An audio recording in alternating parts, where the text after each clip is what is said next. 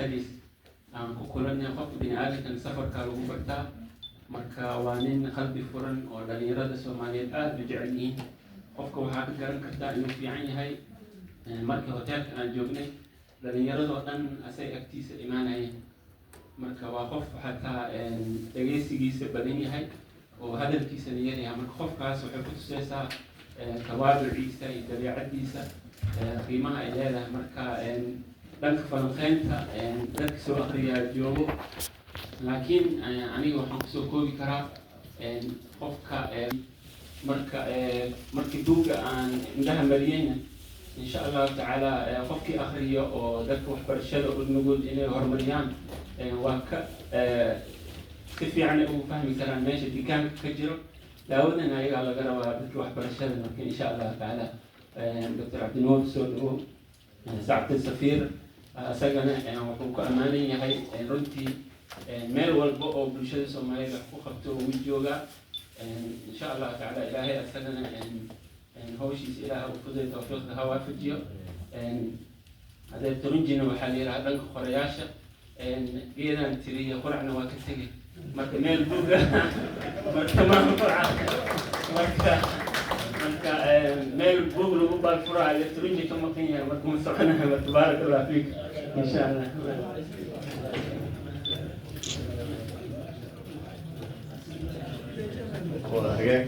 بس بصير هذا يوم الثاني aad u aruuriyaa maamayaasha Soomaaliyeed iyo waliba gabayada inta wuxuu joogaa social media marba uu mid soo bandhiga ilaahay ka abalsiyo ilaha quraanka anagana waxyaalaha kale iyo khaanada lagu jiro aad mahadsantihiin Allah idin barakeeyo salaamu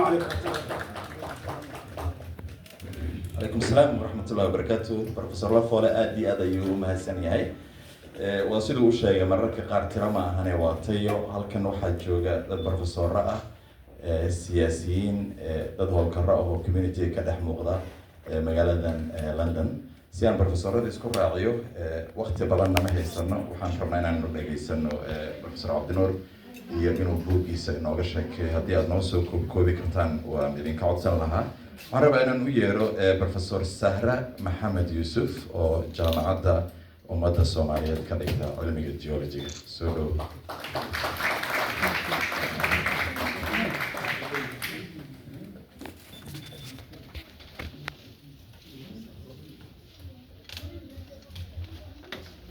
السلام عليكم ورحمة الله وبركاته. يا دوب فرح سنة عاوينا كسو قيب كله حفلة دان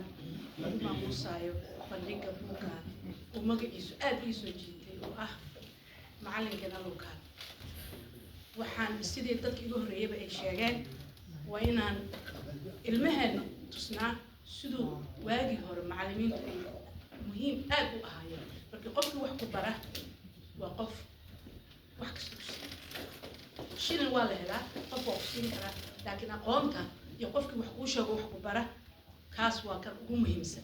مركب وحنلاقي هاي أنا جمع عميد جامعة الجيولوجيا هانشري وأنا كان لي سند هذا لكن ما كان just to make sure yeah but I'm وأد بفرح سنة هاي إن اللي يرد الصومالية أنا وحي إلى هاي براي أنا بقول ولي وإصلاح حريرنا المهم ولي وإصلاح حريرنا مركب أقومت سيد مهم وتهاي marka aad iyo aad baa u mahadsantihiin sidii dadkii ugu horeeyay sheegeen again buugta halakato aqoon waa lama huraan وعليكم السلام geeda la sheego quraac laga tago wax shaqeynaya ma aha waxa jeclaan lahaa markan inaan u yeero oday magaalada London caanka ah xildhibaan hore ah siyaasi ah Cabdiraxmaan Maxamed Cali soo dhow macallin Cali soo dhow Cabdiraxmaan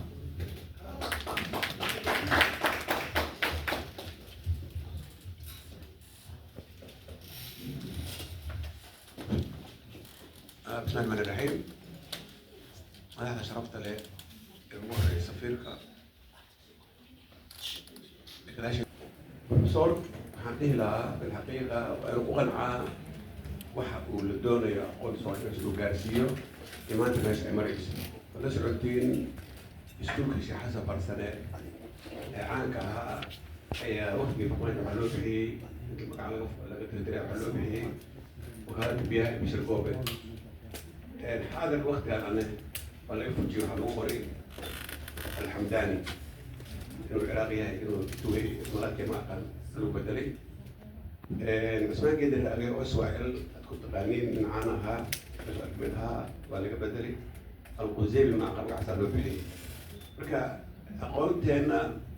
meesha maraysa maanta ka professorka marka leeyahay waqti lama joogo noocaas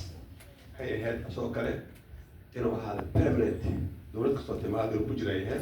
si uu aqoonta u dhiso ummadda Soomaaliyeed ee runtii u baahan inay aqoon leeyihiin aqoonta waa iftiinka iyo horumarka weli waxaan jeclaan lahaa inaan professorada iyo bahda akademiyada u badiyo maadaama laga hadlayo oo aanu haysano buug waxbarashada Soomaaliya iyo taariikhdeedii iyo halkay kasoo bilaabatay halkay maanta taagan tahay ka hadlaya waxaan rabaa inaan marka nagu yeero Dr. Cabdi Shakuur Tarax oo gobol ka yimid si uu isagana ugu hadlo magaca dadka xafladda nagu yimid gobolada fogfog. بسم الله الرحمن الرحيم خيارت شرفي بيتها روتينا مثل ضد كبادية كيمت صحو كوضا صاحبكي أنا أقول حالي عبد الشكور تراح وعن كيمت مقالة لاستر لكن برس روح عن جامعة نوتنغهام يو كي روتين شرفي بيتها هي مركلة أنا مثل مقالة لاستر أو بريمير ليج شامبيون كوي يقانا and then now relegated to championship. That's what we like to hear, inshallah. marka akhirta aad baan idin salaamayaa runtii ma doonayo inaan ku noqnoqdo ninka saaxiibkay professorka haddaan ka badbadiyo waxay noqonaysaa mokan for embarrassment markaad fiiriso marka wadamadan westernka marka qofka aad loo amaano marka qaar wuxuu dareemayaa embarrassment laakiin xaqiiqda weeye professorka in muddaan aqaana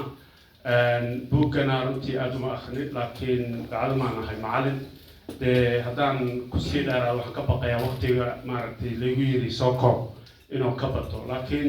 waa sida uu sheegay xildhibaanka I think wuxuu mutaystay in wasiir dowlad walba timaado inuu wasiirka waxbarashada ka noqdo anigu wasaaradda aad baan ula shaqeeyaa waana ka warhayaa dalladaha waxbarashadana waan la shaqeeyaa Soomaaliya waxaan oran karaa wasiirka ay mar walba hadal hayaan waa professorka Dr. Cabdinuur sababtoo tahay visionkii wasaaradda u dejiyay waagaas weliba Dr. Cabdisaaq soo sheegay weeye kasoo bilow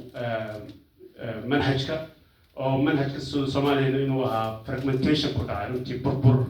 qolo walba waxay doonay dhigaysay laakiin in la helo unified curriculum oo manhaja oo midaysan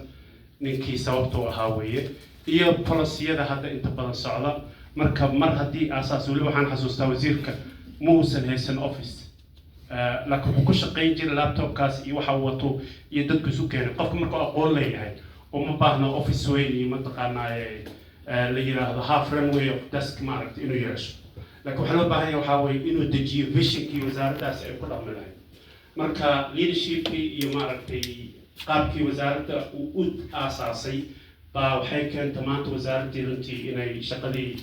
ilaa xad inay wado marka waxaan oran lahaa jazakallahu khayr wasiir buugana waxaan kaa ballan qaadayaa inaan akhriyo waxaana kaa codsan lahaa hal shay dadkana iyagoo ku maqlaya inaadan may igu dhihin inaan rabo buug inaan English ku turjumo oo sida uu sheegayay Turunji amba dadka kale iyagana maaragtay waa sababtoo tahay ani PhD markaan sameynay professorka waa la tashaday runtii taladooyinku siiyay baana ku dhaqmay oo ilaahay igu mataqaanaa igu najaxay inaan dhameeyo marka waxyaabaha aan doonay waxaa weeye wixii hadda intii aan akhriyay waxaa weeye facts meesha ka jira waay marka qolyaha wax qorqora ee beenta ka sheega waxbarashada Soomaaliya oo aan ka dhigaya maaragtay inay aad u tiyaliidato inaan maaragtay challenge karayno marka waxaan kaa codsanayaa inaan buugga bal iga ogolaato inaan English ku turjumo insha Allah waa maasantahay adiga mudan maadaama uu ka hadlay professorku kubadda cagta waddankan aad looga xiiseeyo highlightka hadda waxaa in Arsenal ee maanta badisay Liverpool iyo Man City laga badiyay marka arrintaana la socda maadaama waqtiga nagu yar yahay waxaan jeclaan lahaa inaan iska soo gabagabaysano sidoo kaleetana aan xuso professorada iyo siyaasiyiinta halkaa nala jooga uu ka mid yahay professor Hiirad professor Warfa qorayaal badan oo ka mid yahay Muxyidiin iyo sidoo kale siyaasiyiinta uu ka mid yahay Safiir Saad dhammaantiin waa mahadsantihiin inaad xafladda nagala soo qayb gashaan waxaan iminkan jeclaan lahaa inaan u yeero Maxamed Ciise Turinji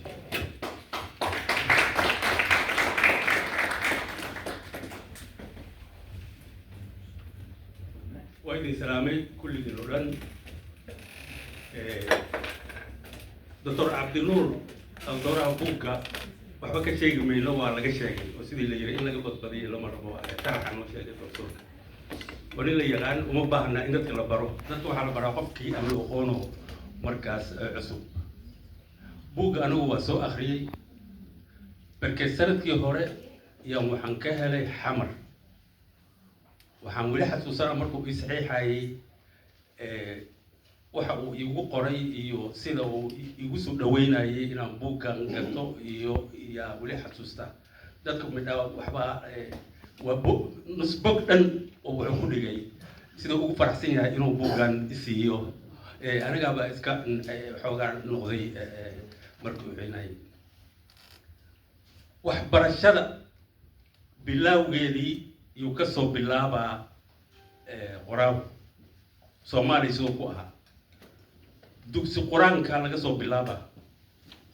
siday wax ahaayeen waa dul maraa barkee Cabdiraxmaan Abdidooniya waxaan ka bartay buugga lama macneeyo haddii kale dadku ma akhrisanayaan hadhow waxay ku leeyihiin waa aqaan wuxuu yahay marka inaan waa loo baro wuxuu yiri waa la dul maraa si superficial ah kor laga wacyaa yiri lama macneeyo waxaa lagu xijiyay waagii ay yimaadeen dadka Yurubka waxbarasho formaal ah la bilaabay kor Ingiriis hoos Talyaani meel dhexe Carabi adigu intaas yuu marayaa heer kastana dhibaatada jirta iyo faa'iidada uu sheegaa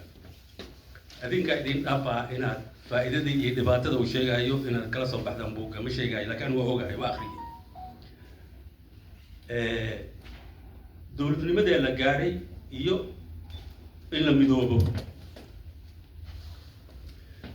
nidaamka ay kala qabeen qolyihii maamulayay Ingiriiska iyo Talyaanigu waxay ku kala gedisnaayeen iyo sheega mid arka wuxuu ka sheegay idin sheegi maaya adinka raadsana mid arka wuxuu ka sheegay oo og yahay isagu aan ku raacay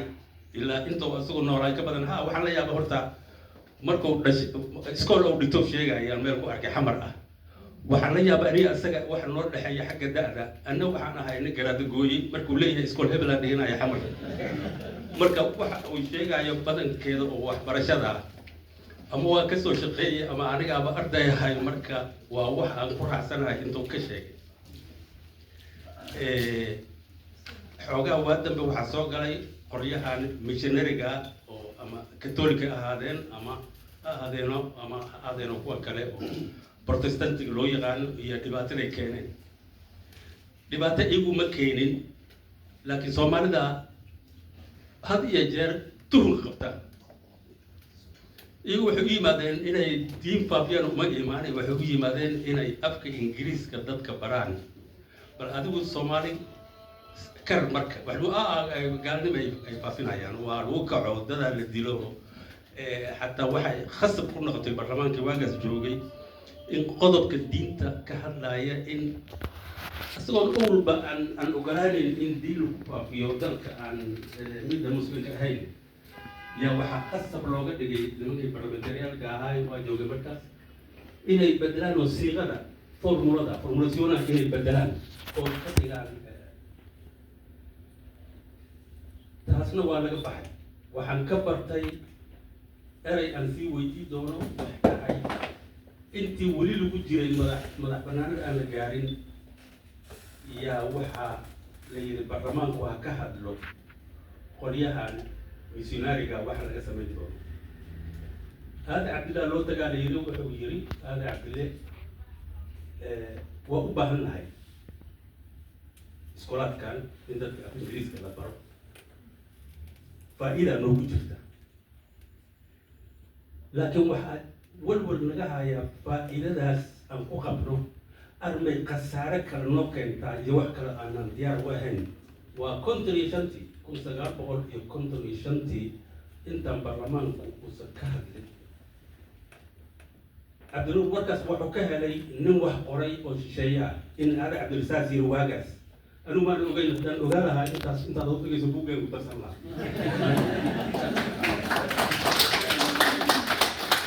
aada cabdilo wuxuu walwal ka qabay wuxuu yiri marka baarlamaanka la geeyo kolleyba faa'iida aan ku qabnaahay oo loo jeeday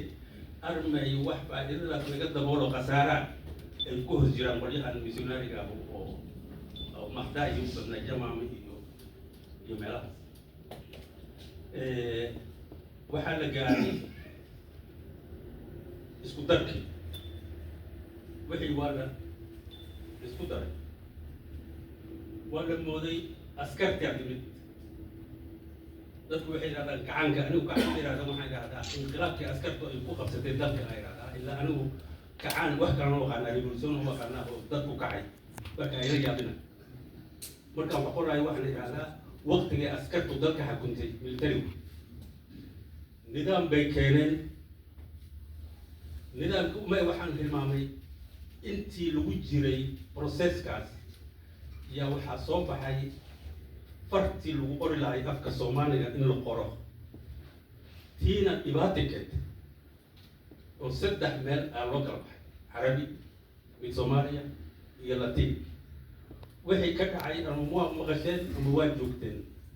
mid kaliya ha ii sheegaada waqac dhacday 57 iyo waxay isku dayeen walihii soomaalida ahaa inay joornaalkii soo bixi jireen koreeyada soomaaliya ee hal bog ay af soomaali latiin ku qoran yaa subaxdii soo baxay sidii loo joogay iyadoo lagu heshiin masaajidadii dhammeed yaa kaceen hal mar dowladdii waxaa lagu qasbay inay boolis dirto oo lasoo ururiyo kawadhan koobiyaalkii magaalada xamar hal ciyaalkii gadaayo meelaha orordi jiray hadda aragtaan xabsiisadoo looga qabay xabsidaas intay ka timid dadka macallimiinta oo masarta oo dalka jooga yaa had iyo jeer waxay hor istaagnaayeen in afka soomaalida aan carabiga ahayn lagu dhigin walaa soomaali walaa cismaaniya walaa latiin way diidanaayeen waxaan idiin sheegayo kulli waa dokumentaat waa wax la og yahay oo xitaa dowladda soomaalida iyo masarto isku xumaadeen waa dhaway artikulan ku qoray ka hadlayaa inta goor ay masarta hor istaagtay guddiyaal UN ku soo diray oo UNESCO ka mid tahay dowladda soomaalidu ka mid tahay ay diideen xiriir markii dama alla oo ka askarta waxay direen waxaa kamid ah alla xilka kasoo riday waxay yidhahdeen kanaa lagu dhigaa anagaa samaynaynaa walaa wadaado walaa dad masaariya warkooda kuma jirto marka qolyahaas waxay ugu fiicnaayeen askarta uga roonay kuwii kale waa baqaayeen wadaadada iyo carabta ka baqaayeen askarta waxay yidhahdeen maya carabna ma jiro wadaadna ma jiro kanaa lagu dhigaa anagaan sheegayna waxa dalkan faa'iidadu ah arrintaasba waa dhammaatay faa'iidadii laga gaaray iyo dadku waxay yiraheen doctorku waa sheegay ayadoo waa heli doontaa meesha ka heli doontaan aada u dhigay inta soomaalida iyo afka soomaaliga in wax lagu qoro wax lagu bartay iyasaysay diidaysay sababtay ku diidayeen sababta ay afafka ajnabiga u rabeen kulli meeshay ku dhigan tahay marka waxaa ka qaadanaysaa cilmi weyn oo aad ogaanayso dalka wixii ka dhacay oo badankeed ay suurtooda inay ka maqan tahay meeshay maanta taagantoo sheega sida hore loo kaco sheega waxa maqan uu sheega ugu dambaysina wuxuu sheegaa sida aragtidiisa oo nin kasoo shaqeeyey ah haddana ka shaqeeya waxbarashada iyo managementka waxa la yidhaha anigu waxaan naqaana ogtahay macallimiinta jasada aadka oo halka wax ku qorta asigu managementka ku hadlaa waxbarashada managementka asagoo yaqaana iyo wuxuu ku talinaa siyaalaha looga bixi karo in waxbarashadu ay hoos u dhacdo oo waxbarashadu ay kor u kacdo iyuu ka hadlaa marka buugga intaasoo ka hadlaa intaasaan ku sheekeynaa waa maasantii guriga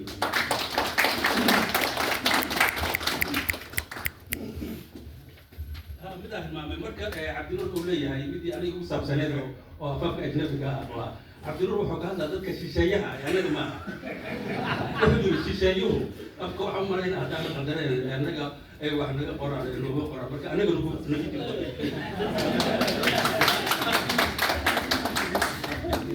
waa mahadsan yahay Dr. Turunji oo ereyga meel u yeelay aad iyo aad u mahadsan yahay waxaan markana soo gaarnay gabagabadii xafladda runtii waxbarashada sistamkeeda wuxuu bilaabay isaga oo in yar ah oo iskuullada dhagaxtuur iyo banaadir dugsiga hoose ayuu wax ka dhigi jiray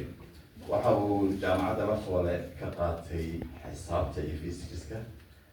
maraykankana wuxuu ku bartay masters iyo PhD ku saabsanayd arrintuu Turunji ka hadlayo maamulka waxbarashada wuxuu Soomaaliya ka noqday wasiirka waxbarashada soo dhawow doctore buuggan waxa uu qortay iyo danta aad ka leedahay adoona ugu bilaabay ku badan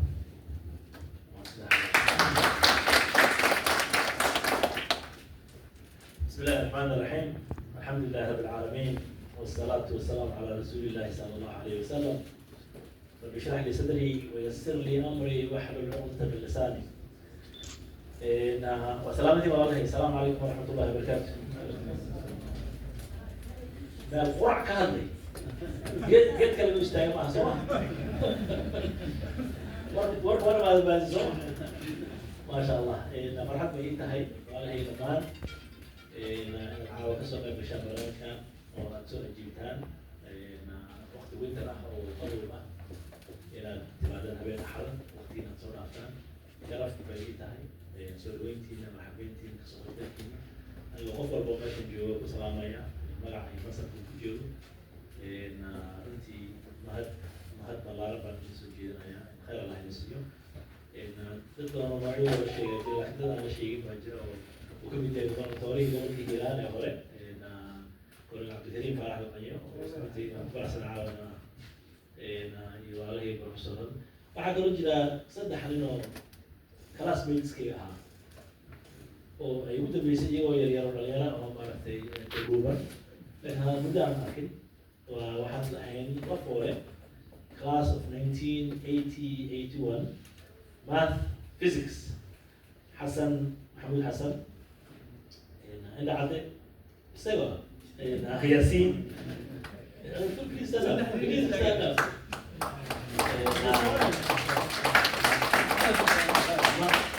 أنا يمكن بيصير مثلا أبوكي أو لندن ميا ما كان حوالي حياة اسكندري أو كل سنة نعرفه وسبحنا أو رنتي أخويانا Soomaaliyeed oo magaalada la degan oo macallimiintii hore Soomaaliya wada in aniga la cadday from 1976 baa isku class marka farxad bay tahay على خبرة فريستا دكتور ياسين حسن بعد السلام هدبوك ولا هدري باستور كمان مهتنية هي وزير كين هراء وحماشة ورنتي تري نصور شغين وحماشة أرجي واحد سوا بس يكمل جهني يقبله وزير هذا كسر نقول رنتي سوماليا وحماشة ضد مخصوص شقي ضد ضد هنا ديار ولا ما نكره مركا طبعا أنت أصبح تصالح وتحليل وحيراها حتى هذه النوع students must be ready to start school. هذا هو اللي كان school سوى الديار ويا سوى الدياري أبي سوى الدياري ready to learn بالي هذا ready to learn what mean ready to learn إنه فريستو إنه استعدوا إنه دراسة خاصة إنه ما عليك بيستو إنه قاعد تعلم مسؤول هذا لكن إنه بيهويس أي أريس يا فريس ما فريس أنا يجري يعني يا ما هو حباش which is why early childhood education كان أدرو من أيام اللي هذا عرفت وحباش الله يحب الله الإنسان فلو جالس نحكي كل لابي أقول تبع برشة كل لابي وكم يعني من خاصة وحكم من هذا والد عرفت سبوع أخيرا يليه وأنا لما رح you can use the skills of the first language for the second language. But the second language learning wuxuu ku dhisan yahay skillski aad ka baratay first language. Marka ama Carabi ha noqdo ama Soomaali ha noqdo luqadii lagu baraba waxay muhiim u tahay in aad luqad labaad baran karto. Sida Dr. Turunji uu sheegay buuggu taariikh buu ka sheekeynaya waayo aan u qoray buug waxaan u qoray soomaalida sideeda isku oral society taariikh badan oo soomaaliya lahayd baa hadda naga baaba'aysa oo dadkii yaqiinina ay sii waayeeloobayaan oo sii dhimanayaan ood is leedahay war haddii la qori lahaa war haddii wax loo reebi lahaa wadaan war haddii taariikh ay jiri lahayd war haddii maaragtay maaragtay la yeeli lahaa laakiin ummadeenna waxay u badan tahay we don't read oral society baan leeyahay waa gabyeenna oo maaragtay laakiin laa naqra walaa naktub marka cultureka oral society waa la bedelaa maxaa yeele adduunka horumaray wuxuu ku horumaray qoraalka wuxuu keenaya critical thinking qofka wax qoraa wuxuu wax u qoraa midaan wax qorin oo akhrista ninka journaalka maalin walba kuu qora wuxuu kaa dhaadhicinaya fikirka adduunka isaga uu qabo kii aad akrinaysaa wax leedahay wallahi sidaas adduunka waa sidaan adduunka isagaa uu muujinayo marka waxaa loo baahan yahay in qoraalkeena u bato yani hadda soomaaliya waa laga hadlaa dad badan baa ka hadla soomaaliya wax ka qoraa oo aan soomaaliya aqoonin dhaqankeeda aqoonin culturekeeda aqoonin kuwii u dhashay waa ka aamusan yihiin yani qofkii adiga wax kaa sheega oo adigana aadan afkaaga aadan ku hadlin aadan adiga isaga sheegin yani waa dhibaatay noqonaysa marka buugga waxaan u dalbaday inaan soomaali ku qoro dabcan ingiriisi waa my second language waxaana jeclaa inaan ingiriisi ku qoro laakiin nin saaxiibkaya oo qoraa ah yaa wuxuu yihi cabdinuurow hadde buwaagta ingiriisku waa badan yihiin oo laberada yallaane kaagan makuwan baa lagu daraya markaas maxaa ujeedaa hadda af soomaali ku qorta fiiriyo oo taariikhda soomaaliyana uu yahay dad badan baa akhrisanaya waa kareedba in la siiyaa qofkii maasha iska lahaa marka ninkaas wuxuu yidhi allahu akbar allahu akbar allahu akbar allahu akbar dabcan buug waxaa lagu qoray af soomaali waxaa loogu qoray raxintaanka soomaalida akhrisato soomaalidana ay iyada warbixinteedu ay afkii ummadda soomaaliyeed ay ku fahamto haddii ingiriisi lagu qori lahaa dabcan dadka ingiriiska yaqaanay jaamiga akhrisan lahaa soomaaliduna way ka qatanaan lahayd hase ahaatee soomaalida sideedaba horta wax akhrisaa ama ingiriis ha ku qornaada ama soomaali ha ku qornaada su-aasha isweydiinta le waa taa maxaa yeele haddaan noqono society wax akriya waan raadin lahayn buwaagta waan fiirin lahayn waana maaragtay aad baan uga faa'iidaysan waxaa rabaa saddex nuqdood inaan taabto Somali society sidiisaba ma qiimeeya waxbarashada qiimo ma noogu fadhida su-aal u baahan in la isweydiiyo we value education we invest in it we invest in the future of children we create an environment waxbarashada ay ku shaqeyso طبعا markaa su-aasha ka jawaabto waxaa leedahay dabcan waa sax waa qiimeynaa maxaa yeelay burburkii dowladda kadib soomaalidii waalidkii dadkii bay ahaayeen dadkii iskuuladii waxa asaasay qaar la siiyo jaamacadihii asaasay Miwali University iyo jaamacado badan oo Soomaaliya asaasay waan taageernaa laakiin as a society do we value education yani ma nahay society qiimeeya ninkan waa aqoonyahan sabta hala hormariyo ninkan gabadhan waa aqoonyahan anoo hormarto ma yidhaahdaa dadka wax bartay oo aqoonta meel fiican ka gaaray ma shaqaalaynaa ardayda ka soo baxday jaamacadaha Soomaaliya iyo dibadaha ka soo baxay ee number 1 ka galay shaqooyin ma ku horeysiina ma dhaxla qofkan waa ka horeeya oo number 1 ku galay sida bankiga ka shaqeynaya sida maaragtay amniyada maaragtay wasaaradda arrimaha dibadda ka shaqeynaysa ma nahay society ma qiimeyn kara yani ardaygu hadduu wax barto number 1 galo oo kan C minus ka haysto oo adeerkii wasaaradda arrimaha dibadda haysto oo shaqo helo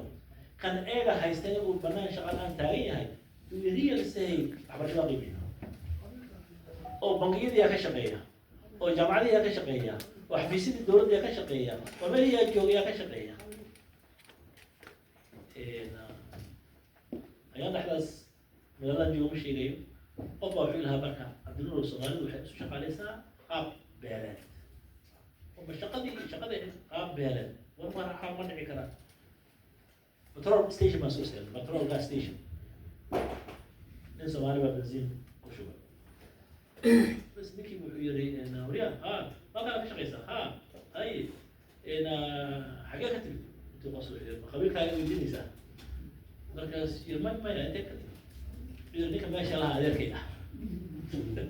وأنتوا تبينوا المقولة نيك ماشي إسكاله مع هذا كده والويك هذا هو تهي قبل إذا هو تهي جريست محمد كوا كلاس ما له هو أقوى ترى ما هي قرينا ما شغالين مركز إن طبعا برئيس ما تقول إن الرياضة الصومالية هاي استوى حتى why do I spend 5 years in education 4 years in education هذه أنا مش هقدر أما دولة هالنقطة أما قرعسي هالنقطة أو private company هالنقطة يعني وحلا هاي قلنا قف وجه مركب وحنقوبها هالنهاي as a society هنا سوري سنور هنا إن محي إيميل نوفر إلى 11 why to hire a pilot أو C minus كصباح أبيو هيليكا بايلوت A number 1 قالي إن توبركا إن ولد الرياض أبيو هيليكا سيدا وحي قالين سميت سي ماينس اخترت بدأ هذا قلايا ويلكا قلايا مكان هو في عن جامعة كصوب حيوان تامس كان يقول لي تارتا حبوا عنا مركا as a society conversation أنا يالنا إن طبعا والدك يودى ذلك صومالي وحبر الشديد النقط كيف سديته وحاب حيا خارج خذ والد ما بحيا إن we don't value education or do we value education دولة دينه خارج بالقوم بحس دولة الدول بحال سوق راعي in 5% of the GDP gross domestic product إلا هو بحي وحبر شر we don't even have 2% we don't even have 2% مركا إن طبعا وحبوا أنت هي شعب كي وحقرت كي أولياء كي إني أرمى تقعد يعني هذا we have to invest in the future of these people I want to know and معرفتي عن حقي بجت كأنه بديها ما قياس كذا تعقوب حنا number 1 was security number 1 90% of our budget goes to security ما دمانا يوم وأن security كربو كنا وينو على السوق إن ما كان تلاقي هذا السوق مهم هذا كله اللغة الصومالية لغة الصومالية حد من النساء هم تنسي باب عيسو إن جعل شعبك هو قبلنا إنه يسير عن عيسو ولك إليه هنا عروتي ذاتي في الصومال وحنا نقبره نحب شعبك هنا يعني علوا أن الإنجليز أقولنا ما وحقون حقي لقينا والعلوا أن اللغة دي سهوا يقولون حقي لقينا لغة الصومالية وأن نمبر 1 نقف حبر شو قبرته محايل واللغة هو يلي دونك هو mother tongue is very important. It's first language. هذا مركز هذا اللغة الصومالية هذا مكبرين طبعا الصومالي لما كبرين والآن بعد شيء since 1990 يعني هي الصومالي كبرين جستي لغته ويس بدلها every year وحسوق على قريب عصب قريب حنا عصب سوق على أنا وحنا قلنا هي 1990 تاسع موجود إنسان لغة اللفتي هنا مارتي أقوله تفهم. برد حاس حسوق السوق اللي أبصبح البال برا يا أرض الصومالي إنه لغة الصومالي بالبدلاية أنا we are a society of excitement وشغيان. We like excitement. لكن we are not proactive. لغة الصومالي وهذه mother tongue أو الصومالي ولغة المنهج وحبرشة الصومالية. عند سويدين يسمونها. أرضي لما البري كرا إنجليزي ها. تلين لما البري كرا ها. سواحلي ما البركة لها، أمحاري ما البركة لها، so what? The more the merrier. سواء. بركة East African community كم نقول؟ East African community وحلالها هي لغات أي كل شيء سوى اللغات السواحلية.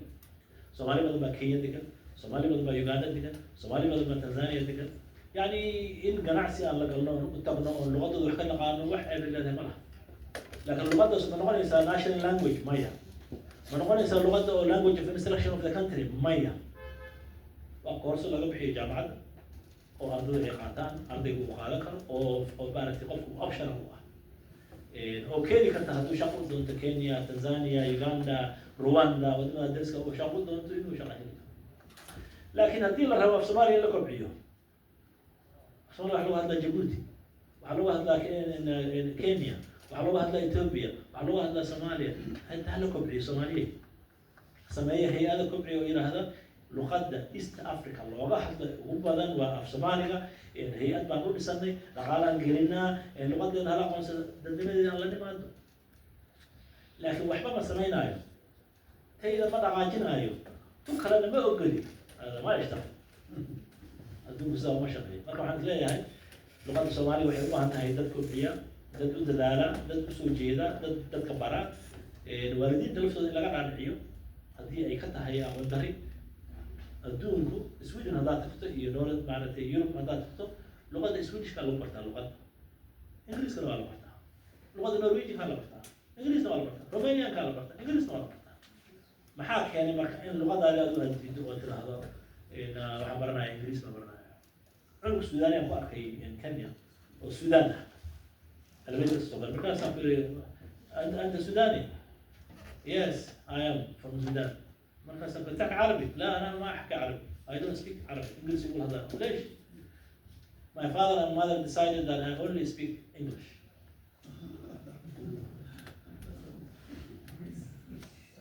dad baa markaa ka dhigtay caruurteen waxaan ku bilaabana luqadda ingiriiska iyagoo yar luqad kale inay bartaan ma rabno si ingiriisku maaragtay ugu adkaado haddaada luqadaada hooyaadana aqoon dan waad lumaysaa tan kale aan rabaa ka waxay tahay waxbarashada Soomaaliya waxay kobcaysaa oo ay meeshii ay rabay gaaraysaa markaan ka heshiino siyaasadda dalka waxbarashada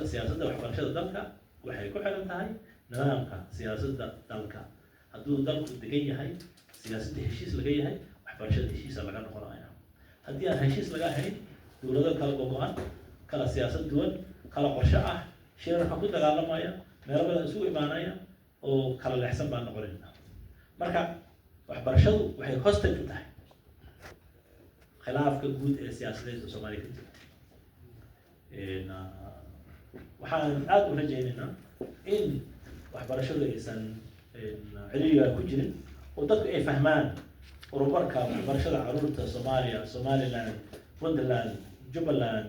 South West Hirshabelle Galmudug all of Somalia iyo dowladda cusub ee waqooyi bari ee Soomaaliya waxaan jeedinaa inay ku heshiiyaan in mustaqbalka caruurtu isku xiran yahay oo caruurta laga qaado isbaarooyinka waxbarashada ee horyaalla oo shahaadooyinkooda la mideeyo oo manhajkooda la mideeyo oo nidaam dowladeed aan ku soconno beri dhexdaas waxaan tegay dalka Uganda oo shir East Africa u tegay madaxweyne Museveni oo caan ka dhigtay Soomaaliya inuu maaragtay arrimaheeda uu aad u leeyahay ayaa wuxuu yiri Soomaaliya weli qabiil bay u qaybsan tahay weli maaragtay qabiil baa ka shaqeeya kan annaga haddaan nahay Uganda waa faanay in anigii maaragtay dad iska dhex xibaalay wuxuu yiri annaga haddaan Ugandese nahay we are made up of shakhsi family village community region and state if there's a state we will all survive if there is no state we will all die Soomaalidu on the other hand state ma rabto waxay rabaan xaafad inay noolaato guriga inuu noolaado ayaga noolaado ma shaqeynaayo marka state-ku waa muhiim waa dalad dalka oo dhan yani dadka ay u baahan yihiin oo shakhsiga iyo community-ga iyo xaafadda iyo deriska ay ku wada noolaan karaan haddii state-ka la waayo shacabna lama hayo walaa maad ay sameeyeen oo isbitaallo ah laakiin hay-ada diini ay ka socdeen Soomaalidu ma baahneed scholarship iyo rabeen waxbarasho iyo rabeen nolol iyo rabeen laakiin arrimahan kalena way rabeen laakiin madaxweyne aadan cadday dadka dareemay buu ahaa wareedku kaniisadaad tihiin walwal baa idin qabnaa walaadka u socotaan طبعا sheekadooda waa la yaqaanaa oo East Africa meelo badan bay ku ahayn Sudan interior mission baa jirtay ka hor jirtay meel ay jiray qolyo badan baa jiray marka wuxuu yiri waxbarashada ay wadaan iyo khasaaraha kale oo hoosta ku wadataan keeda faa'iido ma waana inta boo markaa jirtay luqadda Soomaaliga iyo lagu qoro af Carabiga iyo lagu qoro Laatinka yani waa mid Soomaalida ka baxsan gaaladii waxa ku dagaalamay islaamka ku dagaalamay gaaladu waxay rabeen in Laatin lagu qoro Masar iyo wadamada islaamka oo dhan waxay rabeen in Carabi lagu qoro culimada Soomaalida waxay raaceen Masar iyo waxay raaceen maartay qoloyinka rahay af Soomaali afka lagu qoro gaaladu waxay leeyihiin practical ma aha كمبيوترز كي كمبيوتر مجنة تايب رايتر كي وحي قرين لاتين بقرين لاتين كاسب سميست أنا عاصر لكن أردت هيت ديبيت نقول remember باكستان عقبال هذا اللغة العربية خالص الله أكبر الله أكبر أشهد أن